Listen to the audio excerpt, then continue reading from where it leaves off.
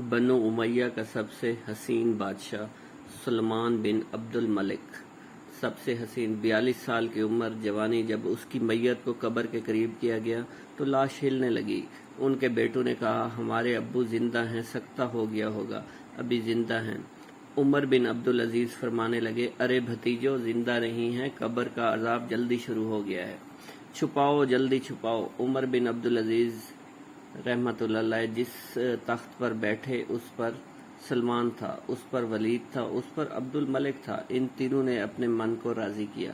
عمر بن عبدالعزیز رحمۃ اللہ علیہ نے اپنے رب کو راضی کیا۔ جب عمر بن عبدالعزیز کا وقت آیا، انہوں نے رضا بن ہیبہ سے فرمایا کہ میں نے عبد الملک بن مروان چچا سسر جن کی بیٹی فاطمہ سے شادی ہوئی تھی، میں نے ان کو یعنی عبد الملک بن مروان جس نے 10 سال حکومت کی کو قبر میں اتارا۔ کفن کی گرہ کھول کر دیکھا تو ان کا چہرہ قبلے سے ہٹ چکا تھا اور رنگ کالا سیاہ پڑ چکا تھا۔ عبد الملک بن مروان گورا چٹا تھا، گال سرخ، آخر کالا۔ پھر میں نے اس کے بیٹے ولید جس نے 21 سال حکومت کی کو قبر میں اتارا۔ میں نے اس کے کفن کی گرہ کو کھولا تو اس کا رنگ سیاہ ہو چکا تھا، قبلہ کی طرف سے چہرہ ہٹ چکا تھا۔ پھر سلمان کے کفن کو کھولا، اس کا بھی قبلہ سے چہرہ ہٹ چکا تھا، رنگ سیاہ پڑ چکا تھا۔ اب میں جا رہا ہوں، مجھے دیکھنا۔ پہلے تینوں نے حکومت کی پوجا کی۔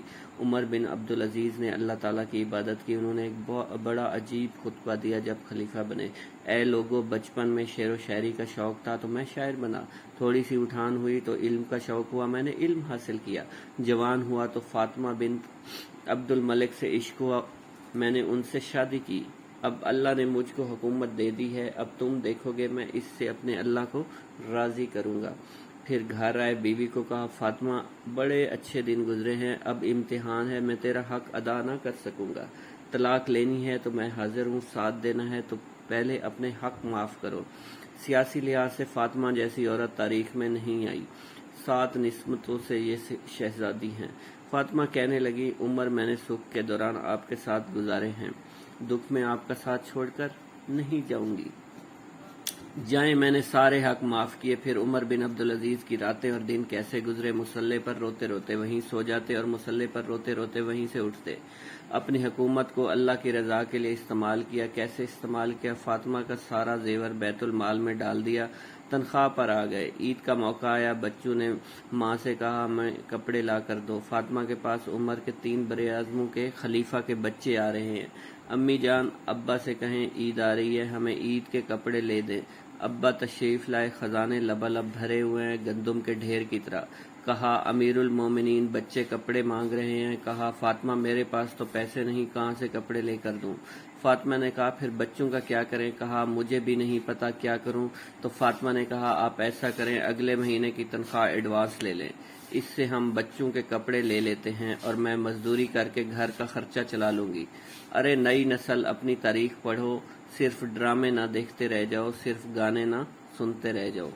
پھر عمر بن عبدالعزیز نے بلایا اپنے وزیر خزانہ، اپنا غلام، ہاں بھائی مزاحم، ہمیں بچوں کے کپڑے چاہیے، اگلے مہینے کی تنخواہ ایڈوانس میں مل جائے گی۔ وہ کہنے لگے اے امیر المومنین، آپ مجھے لکھ کر دے دیں، آپ اگلے مہینے تک زندہ رہیں گے، میں آپ کو تنخواہ دے دیتا ہوں۔ آپ نے سر جھکا لیا، اٹھے، گھر آئے، اپنی بیوی سے کہا فاطمہ بچوں سے کہہ دو ان کا باپ ان کو کپڑے نہیں لے کر دے سکتا۔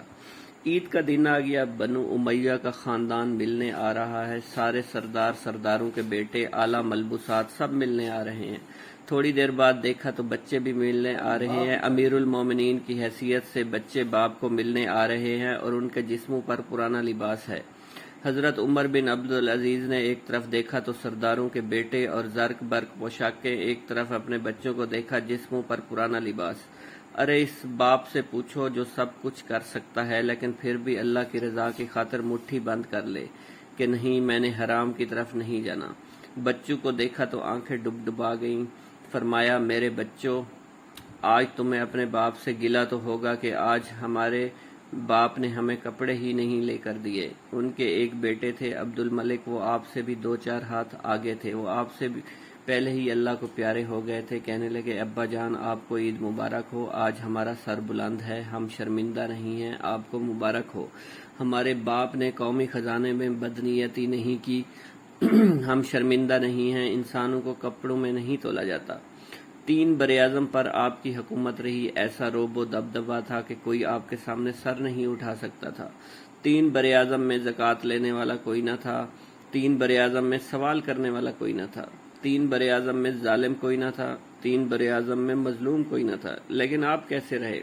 आज मेरे देश का मालदार इतना फकीर हो गया है, इतना छोटा हो गया है कि वो अपना तारुफ करवाने के लिए 50 लाख की घड़ी लेता है, 6 लाख का जूता लेता है। आज की बेगम इतनी छोटी हो गई है कि वो अपने कद को बड़ा करने के लिए 8-10 लाख का हैंड बैग लेती है। अरे मेरे भाई, तू 2 टके का भी नहीं रहा अगर तुमने 50 लाख की घड़ी से खुद को बड़ा बनाया। अरे इस धोखा से निकलो। Branded branded branded. जब तुम अपनी ज़ात में बेकीमत हो तो अल्लाह की कसम तुम्हारी घड़ी, तुम्हारे बैग, तुम्हारी घड़ियां, गाड़ियां तुम्हारी ज़ात ऊंची नहीं कर सकते। एक दिन उमर बिन अब्दुल अजीज अपनी बेगम फातिमा से कहने लगे, फातिमा कुछ पैसे हैं, मेरा अंगूर खाने को जी चाह रहा है। फातिमा रोने लगी, कहने लगी, अमीरुल मोमिनीन, खजाने भरे पड़े हैं, क्या 1 दिरहम का भी हक नहीं कि आप अंगूर खा लें। फातिमा की बात सुनकर तड़प कर बोले, फातिमा मैं जहन्नम बर्दाश्त नहीं कर सकता। आज हम अपने गिरबान में झांकें तो हर साहब अपनी जगह जिसको जितना मौका मिलता है लूट खसूट में लगा हुआ है। अल्लाह हमारे हाल पे रहम फरमा, दुनिया बड़ी खसारे की जगह है। अल्लाह हम सबको नेक दुनिया और आखिरत में नफ़ा देने वाले आमाल की तौफीक दे।